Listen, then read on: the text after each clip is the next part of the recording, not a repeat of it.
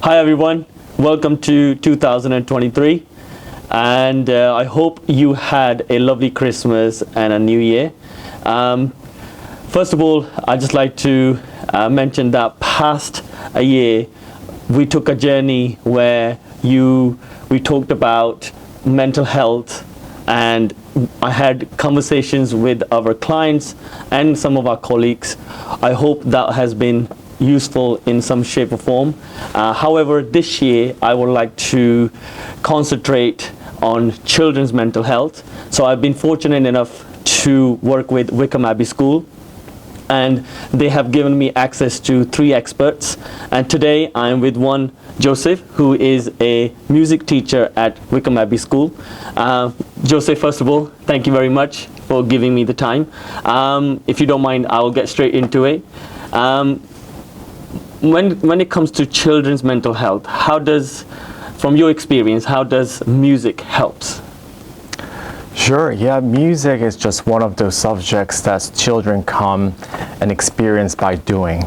So in comparison with some other subjects, we have a lot of opportunity for students to really engage and be proactive during the lessons, and that's something that I try to consider when planning my lessons. So usually the teachers, we think about the behavioral objectives, what students will be able to do, and cognitive objective, what students will understand. But sometimes we neglect about thinking about the experience side of it. And it's really important as teachers that we think about what students will actually feel and experience in that music period. So this has to do with sequencing of how we flow our lesson and think about their energy levels. Sometimes I hear them coming from their lunch break or peak class. They're really high in energy, which is great. So sometimes I need to calm them down with a little bit of meditation, or just use that energy to really help them work with high energy. So that sort of thing is really important. And especially music, since we are so focused about doing things and initiating things on their own, we try to incorporate different methods. So Wycombe Abbey, as you know, we're founded in the national curriculum for England, but in music we use 3 different music learning methods, including Kodai for singing, Dalcroze for movement, and Orff for improvisation and instruments. So I try to incorporate these 3 methods into every lesson, so everything they do is fresh and new and differentiated for different kinds of learners. So all of these things, I think, caters to students' well-being and also helps them to just enjoy the process of learning. I guess from what I've taken from what you just said is that you said about the high pitch and low pitch. You could actually tell a child's behavior or his mental state in some sort of form. How is he feeling? And because in this classroom you're not just sitting down, you're actually doing it. Absolutely, so you as a teacher could very quickly pick up those things, and which is I think is very valuable for any parent out there who can say, okay, clearly he wasn't paying attention or something was not right, and you can pick up those things. And I didn't know about these 3 things that you mentioned regarding the your lesson, how you prepare. So thanks for sharing that. Thank you. That's really interesting what you said about the pitch, high and low. As music teachers, one of the advantages that we have is we're able to identify things using the musical vocabularies.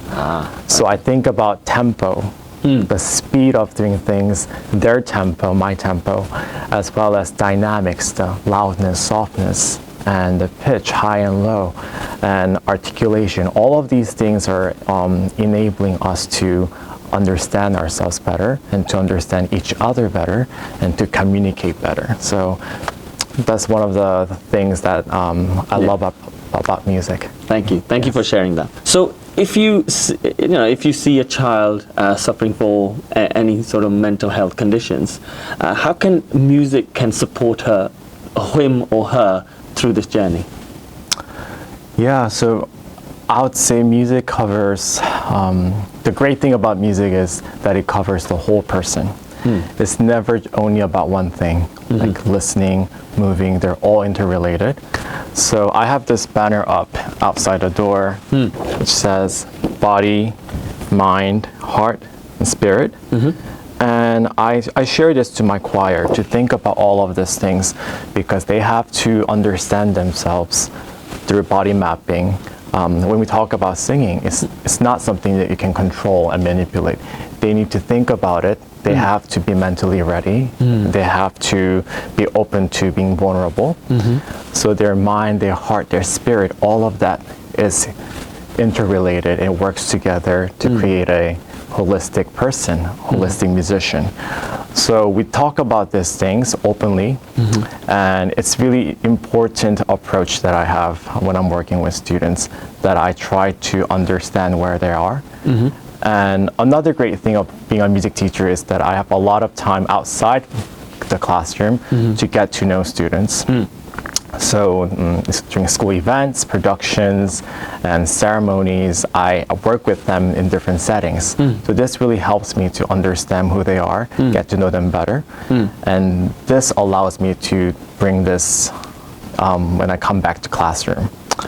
Interesting, because you saying all that, and all of a sudden, once you put that chart of mind, spirit, body, I'm just gonna go back to my children at home.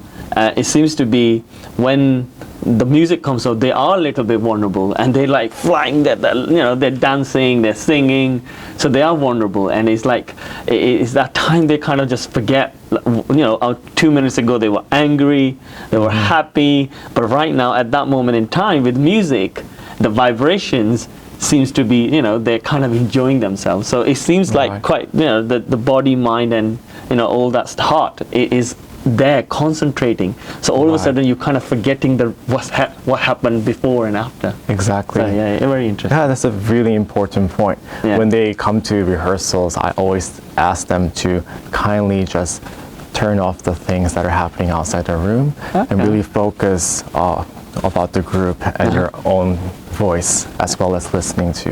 Interesting. Thank you for sharing that. My final question. So what are some of the things you do in your class which help support children's emotional intelligence? Yeah, sure. Great question. Thank you.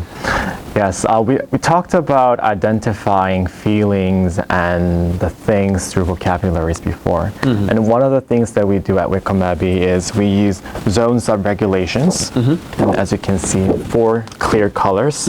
And each zone, they have their own emotions. So if the blue zone is feeling a little tired or sick or shy, which is perfectly normal. Green zone is you're ready to learn, you're happy, you are listening. The yellow is a little bit maybe feeling overwhelmed, annoyed about something. And the red zone is feeling elated, yelling, and out of control, which is definitely not where students want to be at when they're coming to classroom. So when they come to classroom, I try to communicate in these vocabularies and these colors, so they have the imagery of where they are and where they should be to have the optimal learning environment. And as you see everywhere in the music room, we have all kinds of posters about different elements of music. And one of the key elements of music is, of course, mood. Yes. And we talk about mood in all sort of different settings, but for Key Stage 1, we like to listen to music, just share openly about how they feel about music, what memories it causes, it brings to them, and also that kind of gives them a chance to express themselves and to better understand each other. So all of these skills is catering to emotional intelligence, which is a really important skill to have a successful life, really. Because when people think about being successful, they think about career, jobs, money. But without having the emotional and social intelligence, they cannot sustain it. No. And it's something they need to have it in order to be genuinely happy in their life. So that's something that I think about. Not every day, but I do think about that a lot when I'm teaching and while I'm teaching to find ways that I can help. Excellent, excellent. Can I just say something? Just my personal, after hearing you, as a parent, I always felt music was just extra skill or extra equipment my son or daughter needs to learn. But today, after spending that time with your amber, red, blue sign, it's like, even though you don't realize it, you are actually helping children with mental health significantly, because one of the things as adults we don't realize is that to acknowledge that there is a problem. You seems to do the outset of every class, say how do you feel, and then you tackle it one after another, and then obviously the energy they have, then they obviously distribute that energy through equipment, music equipment. So I'm actually, if anything, this has been an amazing learning lesson for myself. Now I actually understand how important music it is as a parent as well. So Joseph, look, really appreciate your time. Thank you for giving me this time. Actually, if anything, I have learned a lot. Thank you. So, guys, I hope that was insightful for you, because it definitely was insightful for me. Again, I'd like to thank Joseph and Wycombe Abbey for giving me this opportunity to do this talk. I'll see you on the next episode. Bye-bye.